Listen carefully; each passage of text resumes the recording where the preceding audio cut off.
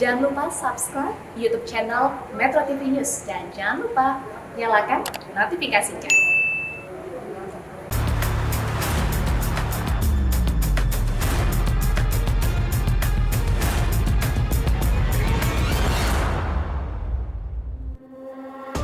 Mengapa Pak Nur Hadi masih diminta atau diajak bicara tentang hal itu oleh Pak Sunarko, posisi oleh Pak Memang? Sudah tahu apa sebabnya? Hakim Agung 3 orang menemui petugas hukum di luar hakim. Ini agak janggal. Yang menyatakan itu ada pertemuan itu, dia membicarakan bahwa dalam pertemuan itu mereka tidak membicarakan masalah perkara.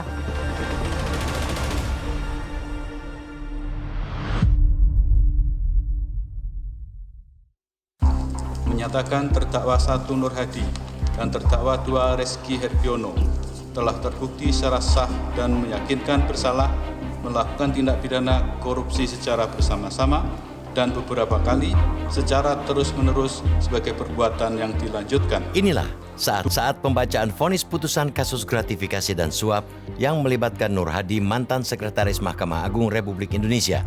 Pada 10 Maret tahun 2021 ini, Nur Hadi bersama-sama dengan Reski Herbiono dijatuhi vonis pidana penjara 6 tahun dan denda 500 juta rupiah subsidiar 6 bulan kurungan. Nur Hadi dan Reski Herbiono tidak lain adalah mertua dan menantu yang terbukti di peradilan bersekongkol bermain putusan perkara yang ditangani di Mahkamah Agung. Tidak tanggung-tanggung, keduanya terbukti menerima gratifikasi dan suap pengurusan perkara hingga puluhan miliar rupiah. Menjatuhkan pidana kepada para terdakwa oleh karena itu dengan pidana penjara masing-masing selama 6 tahun dan denda sebesar 500 Namun, juta aneh rupiah. bin ajaib, keduanya hanya divonis pidana penjara 6 tahun oleh Majelis Hakim Pengadilan Tipikor Jakarta. Vonis tersebut jauh lebih ringan dibanding tuntutan Jaksa Penuntut Umum Komisi Pemberantasan Korupsi. Dan sidang dinyatakan ditutup. Jaksa KPK menuntut Nur Hadi dengan ancaman pidana 12 tahun, sementara Reski menantunya 11 tahun. Atas putusan ringan hakim tersebut, KPK juga sudah melayangkan banding hingga kasasi. Setidaknya ada 6 nama yang disebut-sebut mengurus perkara melalui Nur Hadi dan menantunya. Mereka adalah Hendra Sunyoto, Handoko Sucitro, Reni Susetyowardani, Doni Gunawan, Freddy Setiawan, dan Riyadi Waluyo. Disinilah yang menarik. Sebagian besar gratifikasi kepada Nur Hadi bersumber dari satu nama, yaitu Hendra Sunyoto. Hendra adalah seorang pengusaha yang merupakan Direktur Utama PT Multikon Indrajaya Terminal atau PT MIT. Bersamaan dengan awal pengungkapan kasus Nur Hadi, pengusaha ini langsung kabur melarikan diri sejak 12 Desember 2019. Namun akhirnya, pria kelahiran Sidoarjo 6 Desember 1976 ini berhasil dicokok KPK pada 29 Oktober 2020. Pada 31 Maret tahun ini, Hendra akhirnya dijatuhi vonis 3 tahun pidana penjara, denda 100 juta rupiah, subsidiar 4 bulan pidana kurungan. Pertanyaannya kemudian, bagaimana dengan pihak lain yang terlibat kasus gratifikasi Nur Hadi, mantan Sekretaris Mahkamah Agung? Apakah mereka akan melenggang bebas? Sepak terjang Nur Hadi di Mahkamah Agung bisa jadi cukup menggurita.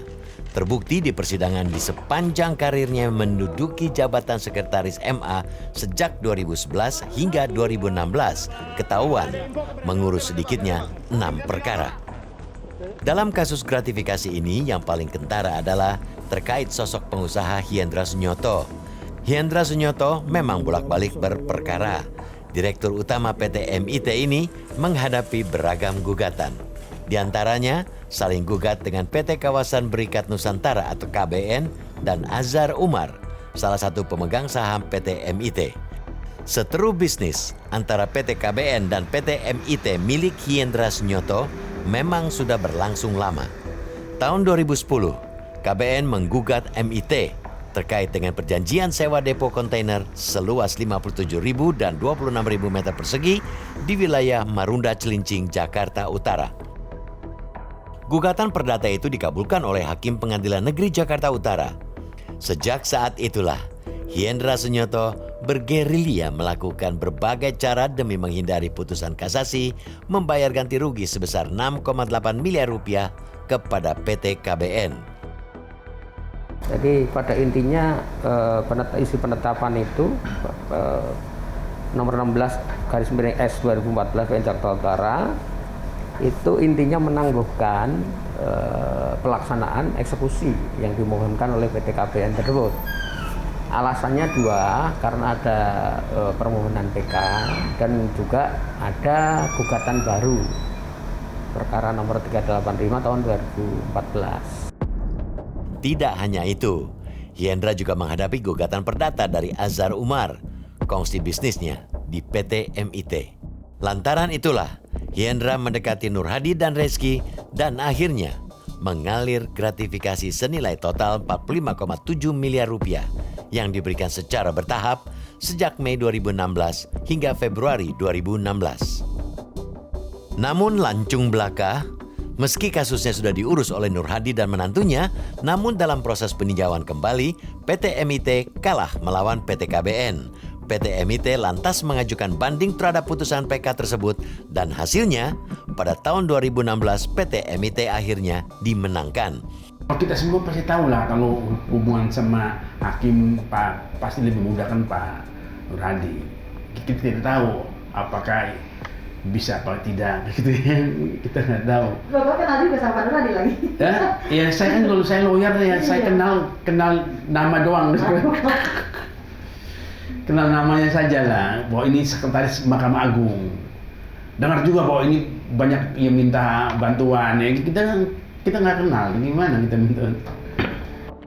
Sementara dalam perkara gugatan Azhar Umar, Majelis Hakim memutuskan menolak gugatan tersebut sehingga Hendra dinyatakan menang dan tidak membayar ganti kerugian. Dalam putusan tersebut, bertindak sebagai hakim anggota pada perkara ini adalah Hakim Agung Sunarto dan Sudrajat Dimyati, sementara ketua majelis dipimpin oleh Syamsul Ma'arif. Nama Hakim Sunarto pernah disebut-sebut di persidangan Nur Hadi pada Desember 2020 lalu. Entah sebuah kebetulan atau tidak, nama Sunarto disebut oleh Jumadi saat memberikan kesaksian.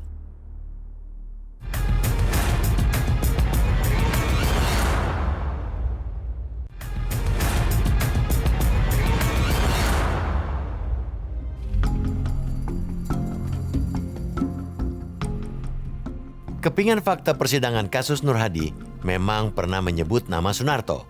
Nama salah satu hakim agung ini disenggol oleh Jumadi, mantan Kasubag Kesekretariatan Mahkamah Agung. Tidak hanya Sunarto, Jumadi yang memberikan kesaksian sidang juga menyebut nama Hakim Agung Purwo Susilo dan Abdul Manaf. Bersama-sama dengan Sunarto, 3 hakim agung ini menemui Nur Hadi di sejumlah lokasi sekitar tahun 2017.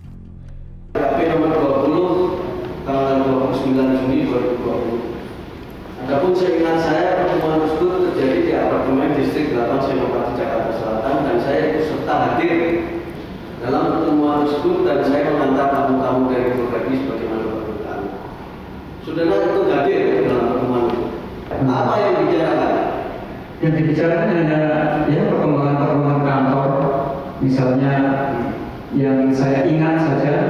Misalnya perkembangan waktu itu yang diperbincangkan adalah misalnya bagaimana perkembangan terkait dengan pembentukan satuan kerja baru, terus pengembangan SDM-nya, di sekitar itu saja.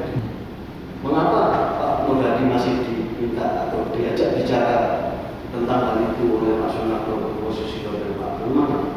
Sudah tahu apa sebabnya? Sepanjang pengetahuan saya, karena memang semula waktu beliau masih menjabat itu terkait dengan pembentukan pengadilan baru dan permintaan SDM untuk memenuhi itu, dulu beliau pernah sudah merencanakan. Saudara juga mengatakan ada pertemuan sekitar tahun 2016. Saya pernah datang ke rumah kediaman di Batasnya dalam rangka buka puasa bersama. Adapun yang datang pada saya itu yang datang adalah Pak Purwo Susilo. Pak Purwo Susilo saudara sebut tadi di sini. Ada pembicaraan apa Purwo Susilo Beliau datang di Pasar Senayan sekitar tahun 2015. Pak Saudara kan dari peradilan agama Pak, karena itu terkait dengan buka puasa. Nama Jumadi belakangan ramai menjadi sorotan publik di tanah air, utamanya bagi KPK. Kesaksian Jumadi menyebut, meski Nur Hadi kala itu sudah bukan merupakan pejabat MA lagi, alias sudah pensiun dini, namun pengaruhnya di gedung mahkamah masih begitu kuat. Meski mengaku hanya silaturahmi dan hanya membicarakan rencana kegiatan Mahkamah Agung, pertemuan itu justru terlihat ganjil. Pasalnya, tidak etis seorang Hakim Agung MA mendatangi ex-mantan sekretaris MA di kediamannya. Terlebih, pertemuan juga berlangsung lebih dari 1 kali di lokasi yang berbeda-beda. Ketika Pak Nur Hadi sudah pensiun dini, saudara kan masih juga beberapa kali melakukan pendampingan beliau. Pernah nggak saudara ditegur juga oleh pimpinan saudara? Tidak pernah. Padahal Pak Nur Hadi kan sudah pensiun dini. Iya betul. Pernah nggak ditegur oleh pimpinan saudara? Tidak. Jumadi bahkan mengaku pernah diperintah Nur Hadi untuk mengantarkan sebuah dokumen dalam amplop tertutup kepada Hakim Agung Sunarto. Isi suratnya saudara nggak tahu? Sama sekali tidak tahu. Pak Nur Hadi tidak menyampaikan surat itu tentang. Tidak menyampaikan. Tapi itu surat resmi ya? Sepengetahuan saya itu surat resmi karena ada kepadanya, tapi di dalam amplop tertutup gitu. Ada apa di balik ini? Nah, ini kan publik bertanya-tanya. Sedangkan posisi mantan ex-sekretaris Mahkamah Agung ini posisi yang sangat strategis, yang kuat, posisi Pak Nur Hadi pada zaman itu. Dia punya kemampuan untuk memperdagangkan pengaruh. Ya, makanya kenapa gratifikasi ditujukan kepada dia. Di apartemen distrik 8 SCBD Jakarta Selatan inilah mantan sekretaris Mahkamah Agung Nur Hadi sempat tinggal. Dan pada saat itu disebut-sebut Nur Hadi sempat bersembunyi di apartemen ini saat dirinya masih menjadi buronan KPK. Adanya kesaksian dari Jumadi yang merupakan pegawai dari Mahkamah Agung yang menyebutkan adanya sejumlah pertemuan antara Nur Hadi dengan sejumlah Hakim Agung. Keterangan Jumadi soal aktivitas pertemuan tersebut tentu dapat menjadi petunjuk tambahan bagi penegak hukum untuk mengurai dugaan keterlibatan pihak lain yang diduga membantu Nur Hadi berdagang perkara. Dirinya sendiri bisa mengendalikan semua Mahkamah Agung. Kasus-kasus gede lewat dia semua dan dia kalau cuman bayaran itu 5 miliar aja dia nggak mau. Iya. Harus di atas 10. Kasus-kasus gede sengketa perusahaan-perusahaan itu kan tinggal ngomong 200 miliar dikasih. Nah, dia bisa menyuplai kepada hakim-hakim yang sudah dikelola, nanti dijamin pensiun akan dikasihkan. Sampai level itu mengaturnya. Apakah memang dia yang bisa mengatur di Mahkamah Agung begitu, Pak? Itu kan dari keyakinan kita, karena ini kan di persidangan yang membuktikan bahwa itu memang dari saksi-saksi ada upaya memang untuk menyelesaikan perkara di Mahkamah. Berkaitan dengan pertemuan para Hakim Agung tersebut, Komisi Anti Rasuah juga sudah memanggil untuk meminta keterangan. Namun rupanya cukup sulit untuk menghadirkan para wakil Tuhan di gedung anti korupsi. Beberapa kali upaya pemanggilan gagal membentur tembok aturan. Sesuai dengan surat edaran MA nomor 4 tahun 2020, demi pencegahan penyebaran virus Corona 19, jajaran Mahkamah Agung memperpanjang masa pelaksanaan kedinasan di rumah atau work from home. Jadi memang dalam persidangan itu perlu pembuktian, apakah memang keterangan saksi ini punya bukti-bukti pendukung gitu. Nah, lain tentu memang ada kewenangan Komisi Yudisial dalam rangka menjaga kode etik dan pelanggaran perilaku hakim gitu ya. Jadi kalau memang ada dimensi pelanggaran perilaku, maka kemudian Komisi Yudisial bisa melakukan pemeriksaan dan seterusnya gitu. Nah, hingga hari ini memang kami belum mendapati laporan terkait dengan hal itu. Tapi kami mengamati ya jalannya persidangan ini, kemudian mengamati juga apakah memang ada langkah-langkah lebih lanjut yang diambil oleh penegak hukum atau tidak.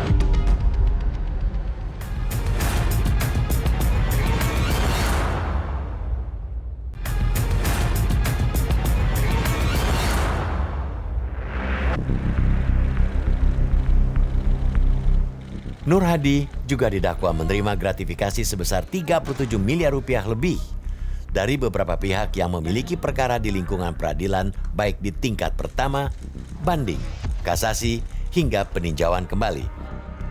Berdasarkan dokumen syarat dakwaan yang diperoleh tim Realitas, gratifikasi diberikan pada periode tahun 2014 hingga 2017 dan mayoritas perkara yang ditangani merupakan perkara perdata dan agama.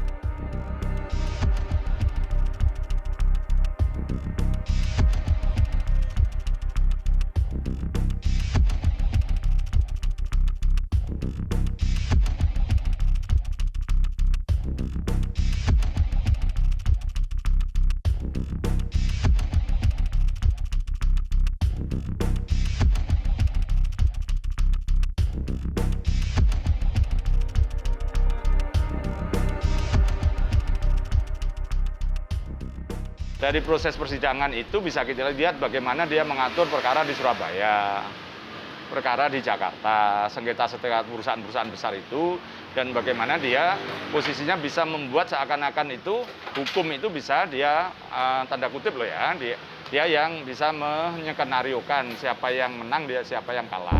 Sosok Nur Hadi memang cukup kontroversial. Sesuai dengan laporan harta kekayaan penyelenggara negara tahun 2012, ia melaporkan memiliki harta jumbo sedikitnya 33 miliar rupiah. Sosoknya juga sempat viral saat menikahkan anaknya di Hotel Mulia Maret 2014 silam.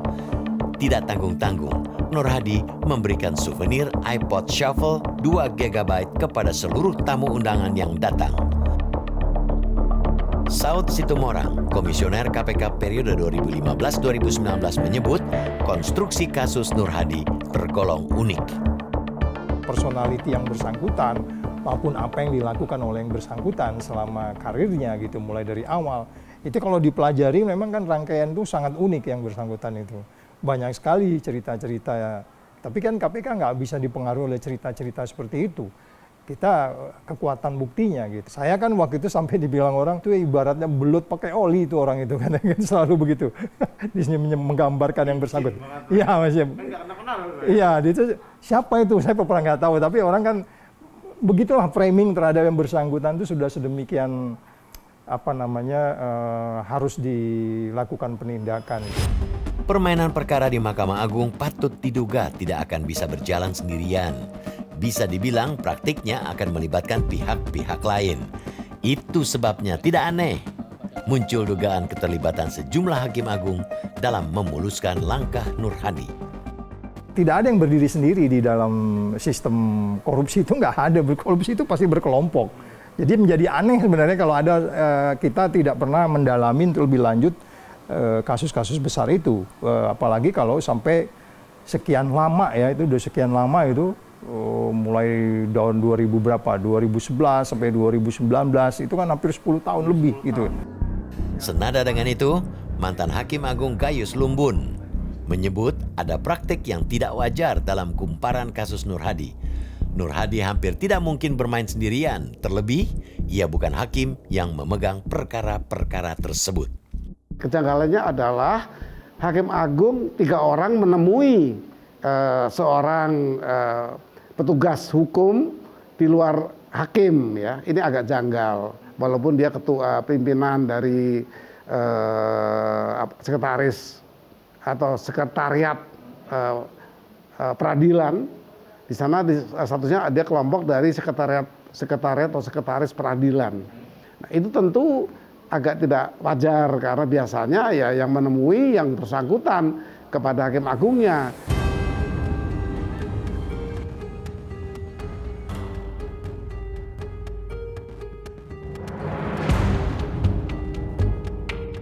Tim Realitas berupaya mengkonfirmasi seluruh tudingan yang mengarah ke sejumlah hakim agung, mulai dari mendatangi kediaman, kantor MA, hingga menghubunginya langsung melalui nomor pribadi, namun tetap tak ada respon. Dan berdasarkan informasi yang diterima bahwa dari nama-nama yang disebutkan Hakim Agung, hanya ada 1 Hakim Agung yang menempati apartemen Sekretariat Negara yang bernama Panji Widardo. Kemudian tim mencoba menelusuri lagi untuk bertemu dengan Hakim Agung Sunarto, yaitu berada di kawasan Jakarta Utara, Jalan Agung Tengah. Namun saat ini keadaan situasi di rumah ini sangat sepi, tidak adanya aktivitas.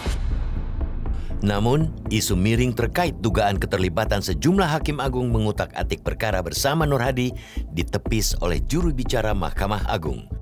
Juru bicara MA mengaku tidak menutup mata dan telinga. Sepanjang tahun 2020, MA telah menerima 3.565 pengaduan masyarakat.